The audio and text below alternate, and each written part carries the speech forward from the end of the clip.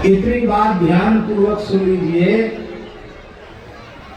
कि आज के 2500-3000 वर्ष पहले इस संपूर्ण सप्तद्वीपवती पृथ्वी पर वैदिक सनातन धर्म का ही साम्राज्य था।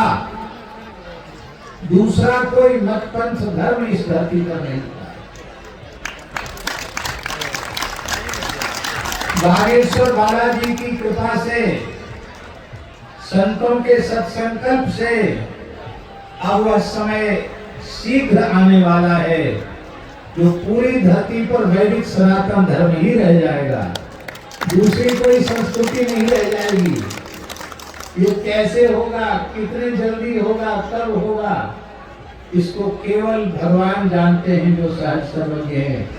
लेकिन हमारी अंतरात्मा कहती है कि अब ऐसी परिस्थितियां पूरे विश्व में बन रही हैं कि शीघ्र ही संपूर्ण विश्व में वैदिक सनातन धर्म का ध्वज लहराएगा।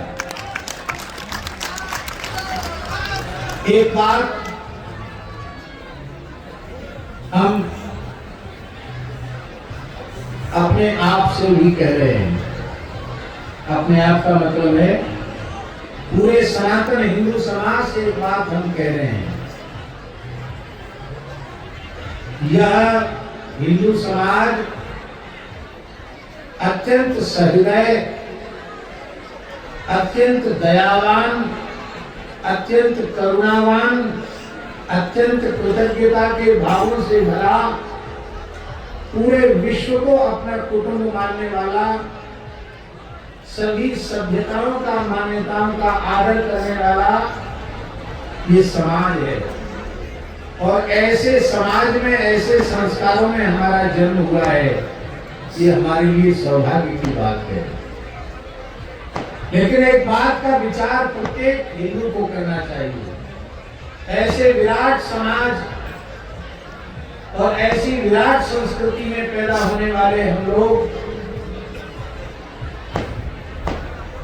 जिस संस्कृति का साम्राज्य पूरी धरती पर रहा हो, जहां के सम्राट सप्तद्वीपवती पृथ्वी के छत्र सम्राट हुआ करते हों, वह धर्म इतने जल्दी सिमट कैसे गया?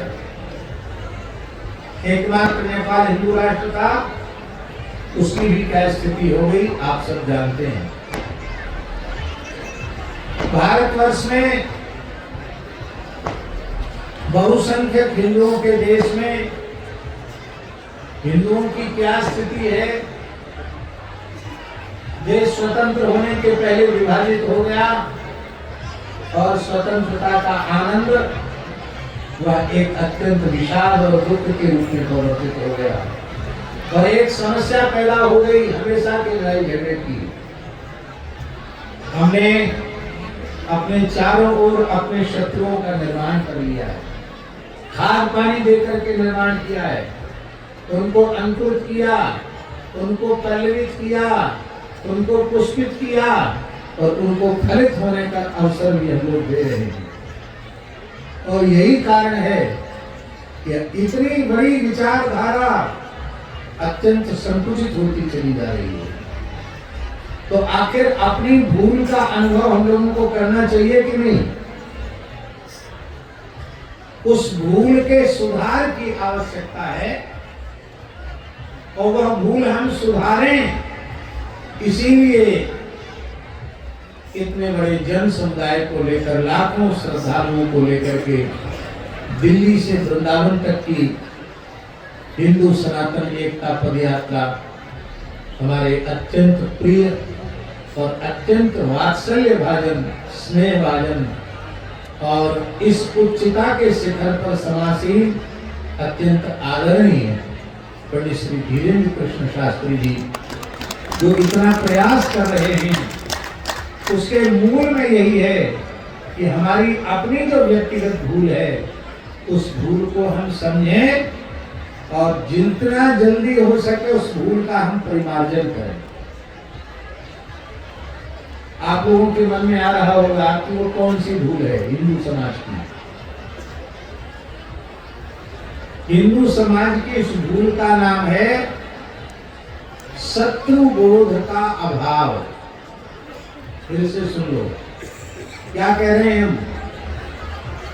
शत्रु बोध का अभाव, हमारी सभ्यता का, हमारी सनातन संस्कृति का असली शत्रु कौन है, असली दुश्मन कौन है, यह बात आज तक हम लोग नहीं समझ पाए, न समझने के लिए राजी हैं। हम ये नहीं कहते कि आप शत्रुता कीजिए, आप झगड़ा कीजिए, आप मारकाट कीजिए, क्योंकि ये हमारे संस्कारों में नहीं है, ये हमारी सभ्यता में नहीं है। हमें ऐसा करने की बात तो जाने दो, सोचना भी नहीं है, लेकिन इतनी सावधानी अवश्य रखनी है कि अमुक मत पंथ समुदाय, अमुक मत पंथ समुदाय हमारी सनातन संस्कृति का विरोधी है। इस बात को भीतर से समझने की आवश्यकता है।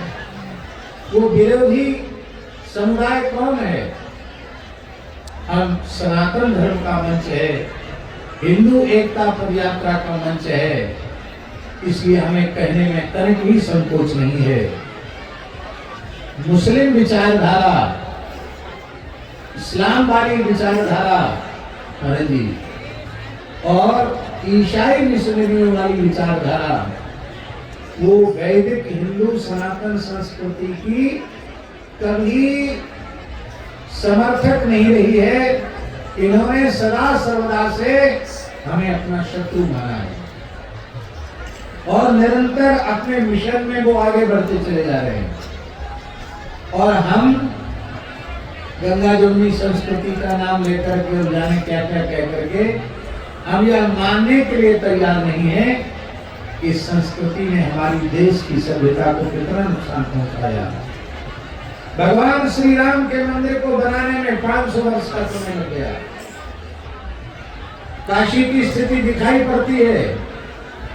आज विश्वनाथ जी का गुरुदेव माननीय प्रधानमंत्री जी ने बनाया, उसको देखकर प्रत्येक सनातनी का, भारतीय का हृदय गर्व से फूलता है, किंतु साथ ही उसी स्थान पर एक विवादित इमारत को देख करके मन जलता भी है, हृदय कचोटता भी है कि हमारे प्राचीन विश्वनाथ मंदिर को तोड़कर यह हिंदुओं को नीचा दिखाने के लिए विवादित इमारत बनाई गई। शेख श्री जयदयाल जी डालमिया, श्री भाई हनुमान प्रसाद पोद्दार जी, परम श्रद्धेय स्वामी श्री अखंडानंद सरस्वती जी, श्री सुदर्शन सिंह चक्र जी, श्री प्रोदत्त जी ब्रह्मचारी